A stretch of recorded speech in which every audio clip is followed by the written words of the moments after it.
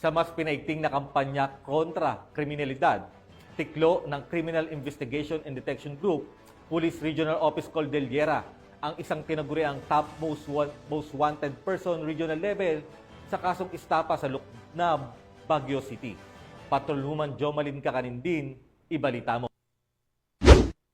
Patuloy na pagpapaigting ng kapulisan ng Cordillera sa kanilang kampanya kontra kriminalidad. Arestado ng CIDG CAR ang tinaguriang top most wanted person regional level sa kasong estafa sa Luknab, Baguio City nito lamang ika-24 araw ng Hulyo taong kasalukuyan. Ayon kay Police Colonel Damian Olsim, Regional Chief ng CIDG CAR, matagumpay ang isinagawang uplan pagtugis dahil sa pagtutulungan ng mga operatiba sa pangunguna ng CIDG Baguio City Field Unit, katuwang ang Baguio City Police Station 4 at ang RIU-14 CIT Baguio. Arestado ang akusado sa bisa ng warrant of arrest na inihain laban sa kanya noong ika-17 ng Hulyo taong kasalukuyan sa Judicial Court ng Baguio City na may inirekomendang piyansa na 150,000 pesos. Matapos basahan ng kanyang karapatan sa salitang kanyang naiintindihan, dinala ang akusado sa tanggapan ng pulisya para sa tamang dokumentasyon, wastong disposisyon bago i-turn over sa kinauukulang hukuman.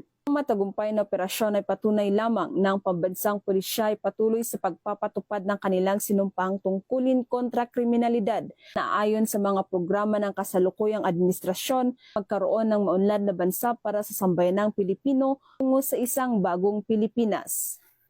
Mula dito sa rehiyon ng Cordillera, ako ang iyong PNN correspondent, Patrolwoman Jomalyn Kakanindin, alagad ng batas, tagataguyod ng balitang pulis.